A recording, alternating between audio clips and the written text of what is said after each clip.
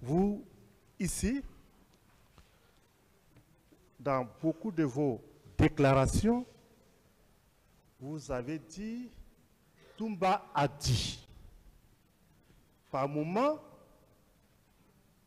Tcheboro Camara a dit. Comme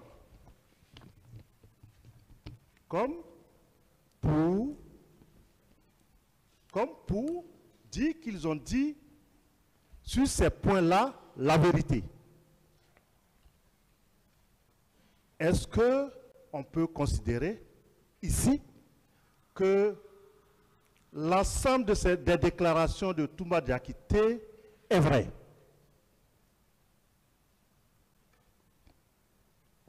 Moi, je dis clairement que l'ensemble des déclarations de Toumba, il y a des contre-vérités. Mais ce qui vous arrange, Vous dites? Les parties de ces propos qui vont dans le sens de la défense de vos intérêts, ça par contre, c'est la vérité. Les partis qui l'arrangent au contraire pour distraire l'esprit des gens, c'est de cela que je parle. Quand il dit, M. Dadis Camara m'a pas dit d'aller au stade, c'est vrai.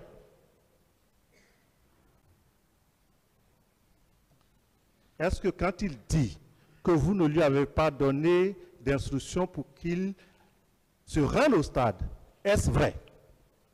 Bien sûr, parce que c'est clair, c'est palpable, personne ne l'a obligé de le dire. Les autres partis, vous pensez qu'il y a été obligé? Les autres partis, maître, vous savez, je ne suis pas quelqu'un qu'on peut jouer sur son esprit. Vous avez vu, je ne voudrais pas trop rentrer dans les détails, la partie même de la prise du pouvoir, vous savez, c'est quoi? Mais je connais M. Toumba. Vous avez vu que je n'ai pas posé de questions sur la prise du pouvoir, parce que comme... Non, suivez-moi, je veux juste vous aider. Monsieur Camara, il faut qu'on avance. Répondez à la question qui vous est posée. Je vais vous aider.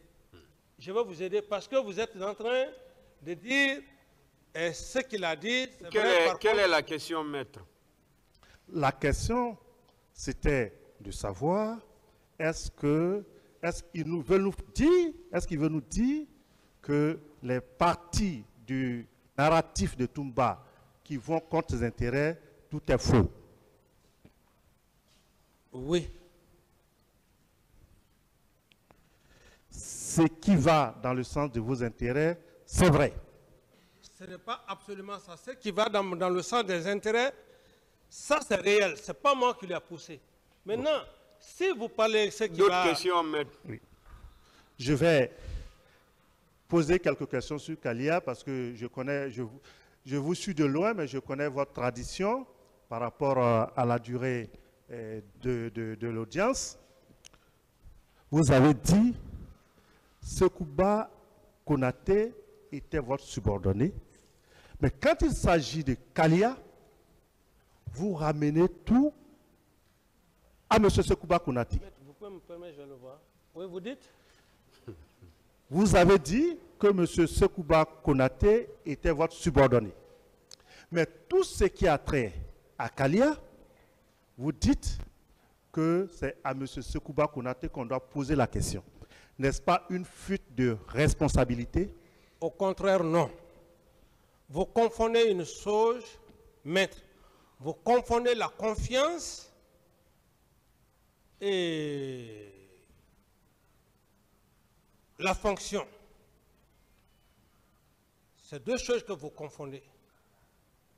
Sekouba, bien qu'étant, moi, président à l'époque, mais la confiance que j'ai eu à porter à M. Sekouba dépassait les normes de fonction. Un homme avec lequel vous avez partagé le pouvoir comme un plat de riz. D'autres questions? Vous allez me dire aujourd'hui quoi? D'autres questions, maître? Okay. C'est bon. Donc, concernant, vous confirmez ici que tout le processus de recrutement de Kalia, vous n'avez pas été informé ni par le général Sekouba Konaté, ni par le service de renseignement, ni par aucune personne. je réitère encore une fois de plus, le recrutement ne relève pas de l'attribution d'un chef d'État. Est-ce que vous n'avez pas été informé de tout ce qui s'est passé à propos de Kalia? C'est ce qu'il veut savoir. Monsieur le Président, j'avais été clair ici, mais sauf qu'il me fait reprendre, j'ai dit clairement que lorsque le général Sekouba est venu me voir, je lui ai dit de faire, s'il veut faire un recrutement, de faire au niveau des 4 régions naturelles. Vous n'avez plus suivi pour voir s'il avait respecté vos injonctions. Je n'ai plus suivi le reste. Ok. Parce que j'avais confiance en lui. Si vous avez confiance en lui, pourquoi lui demander de recruter dans les 4 régions naturelles? Vous dites?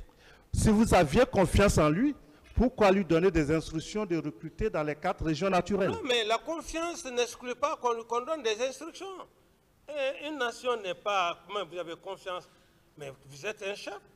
Quand le subordonné vient, il faut lui donner les directives. Le recrutement n'est pas, c'est un recrutement national. Et moi, j'en avais déjà l'expérience. J'en avais déjà l'expérience. Parce que faire un recrutement dans des zones à votre préférence, c'est ce qui crée des problèmes au niveau d'une nation. C'est pour ça, quand il est venu, je lui ai dit les 4 régions naturelles. Et avec la confiance, et puis je l'ai laissé, il a procédé à son recrutement. Il a été indiqué ici par beaucoup de témoins qui certainement vont venir ici que les recrues de Kalia étaient dans les camps à Conakry avant les événements du 28 septembre 2009. N'avez-vous eu aucune information, donc aucun service de renseignement sur la présence de ces personnes-là? Précisez bien la question, maître.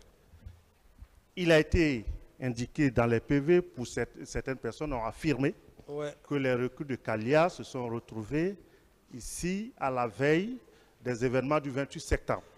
N'avez-vous eu aucune information de la présence de celle-ci? Merci pour la question. Cette information pleuvait. Mais ce qui est important aujourd'hui, puisque le directeur du centre qui a été à un moment donné mis non-lieu, il est rappelé à ce dossier. J'estime que la Cour aura toute la latitude afin que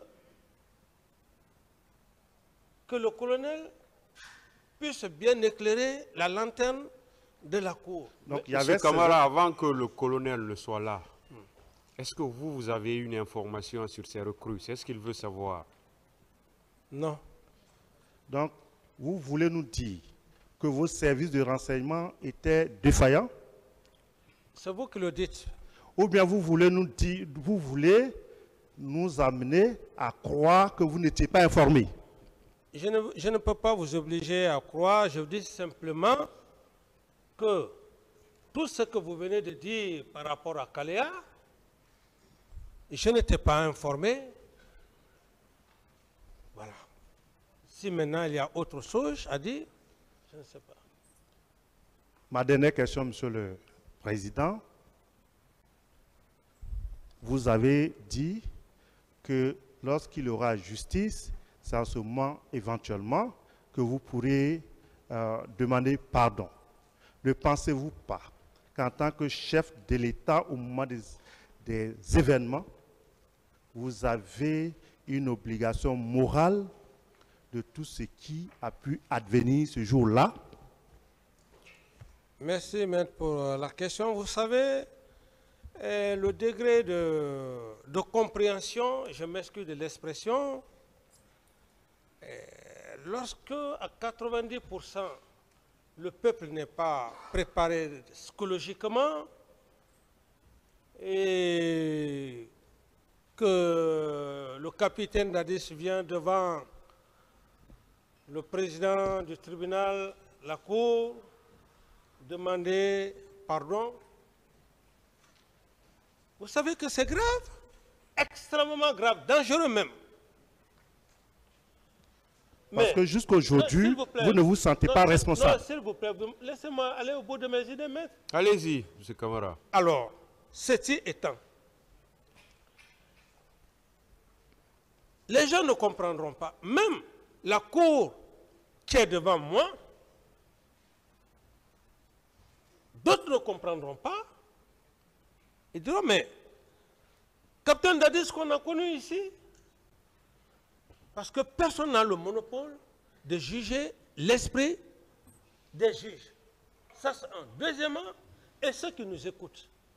C'est pourquoi j'ai dit, très humblement, que demander pardon, on demande pardon lorsque une justice est faite. Lorsque le tribunal va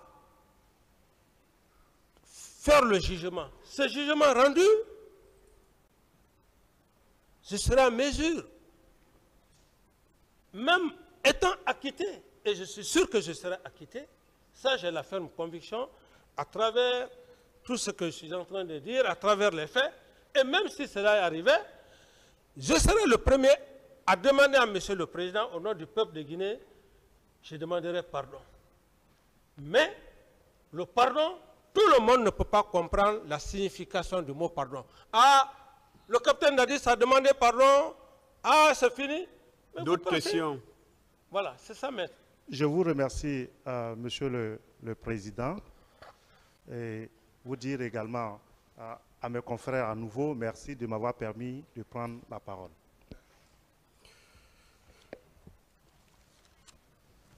On va se limiter là aujourd'hui. Il est 17 h.